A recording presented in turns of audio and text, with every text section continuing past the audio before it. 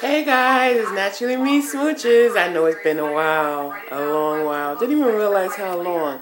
But I'm coming at you because I want to tell you guys about a couple of things that's happened to me.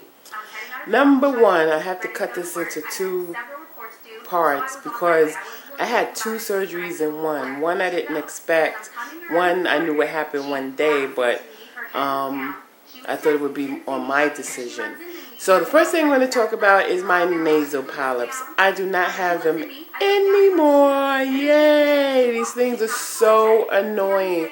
If you ever had like a long-term allergy symptoms or cold that just won't go away, stuffiness, nasal drip, a lot of coughing because of the nasal drip, and it's been going on forever and ever. For me, it was going on for years. And it turned out that I was having nasal polyps. I think it was diagnosed like maybe 3 years ago. So ever since it's been diagnosed, I've been taking Nasonex. I've been taking fluticasone or something like that, prescription nasal sprays, Allegra D, Singular, anything that had to do with congestion and allergies I took. Not anything, but a few things that I was told to take because of all the symptoms I was having. And eventually they said I would probably have to have surgery. I'm breaking up my video because if I do it too long, then it's hard for me to download it on my Windows player. But anyway, so the last resort would probably be surgery depending on how bad it was. They said medication can prevent them, but majority of the time surgery is recommended. So I held out for a long time because first of all I didn't want any surgery or whatever. And when I decided finally a few months ago that I was going to do the surgery and talk to my ENT about it, because I had been seeing the ENTs. I saw one ENT and then he ended up leaving the practice where I was. So I didn't see an ENT for a while, but then I started seeing an ENT and an ENT surgery, and they were saying that possibly I would need the surgery, but it would be up to me, and they prescribed me, Nasonex and, the other prescriptions I told you about. So in the midst of everything, I ended up having to have the surgery even before I even told my ENT that I had decided that I think it would be best because it was being really annoying. Like, can't smell, can't breathe. The nights were like horrendous because, at nighttime, it seems like when you're sick or anything's wrong with you, for me, I suffer more at night. So, the reason I had the surgery for the nasal polyps was actually for an emergency because I had brain surgery. Yes, that's what I said, brain surgery. And I'm going to make another video for that. I know you guys are like, brain surgery, wait a minute, talk about that first because that seems more important. But basically, to get my emergency brain surgery, they had to really do the surgery for the nasal polyps first. Hi guys, I'm back.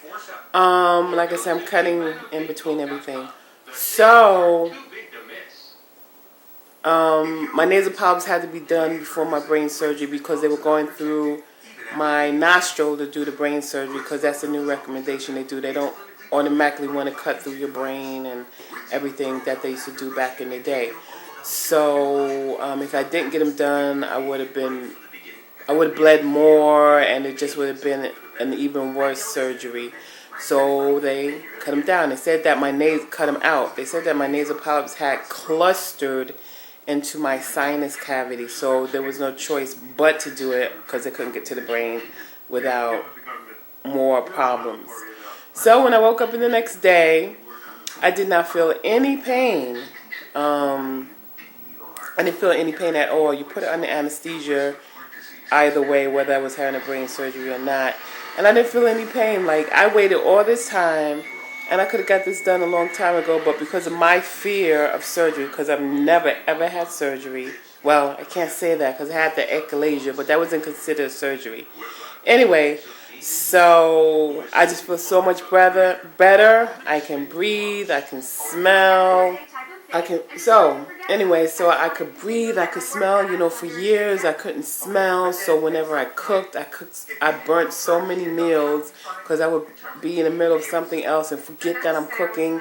And because I can't smell, I don't like, I just forget, and then I don't know that I'm burning something until I see a little smoke or I hear something popping. So that wasn't good at all. So what I've learned from this, not of these nasal polyps, is that I appreciate breathing and smelling even more so than if I didn't have the nasal polyps. Like, I never realized how important to smell things are, and just to be able to breathe. Well, to be able to breathe, of course, I knew that was important. But it was just so annoying with the breathing. I don't know which was more annoying, the breathing or not being able to smell. So I just wanted to share that with you, that I did have them done finally, and I'm doing follow-up visits, and everything's looking good. Everything's healing. I'm smelling, and I'm enjoying smelling. Like, I smell everything now. I love the smell of fruit. I love the smell of flowers. Everything's like so, what's that word? Oh, I can't think of the word now, but I'll figure it out. But, so I just wanted to share that with you guys, and my next video is going to be about my brain surgery.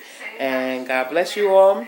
Smooches. Oh, before I go, just make sure if you get any of these symptoms and they're lasting for a long time, they're prolonging for a long period of time, get checked out, because maybe it can be caught early enough that it's not that bad, and maybe the medication will help.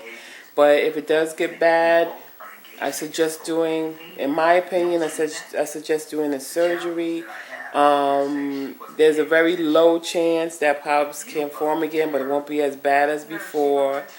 And I'm just so glad that I can breathe. So if you have these symptoms of constant stuffiness, won't go away, the nose drips, like I said, the coughing because of nose drips, that is so annoying at night. I had a lot of sleepless nights because of that. Not being able to smell, oh my God, that's like the worst. I almost burnt my kitchen down because of it. Just get checked out. Just go see an ENT and let them look at it. Maybe it won't be, it's not going to be a big problem, but maybe it will. So to be safe, I would suggest, if you can't smell or breathe or whatever for a week or two, get checked out. Make sure you don't have any polyps growing or anything like that, because it is a very serious matter. So God bless again. Smooches. See you in the next video.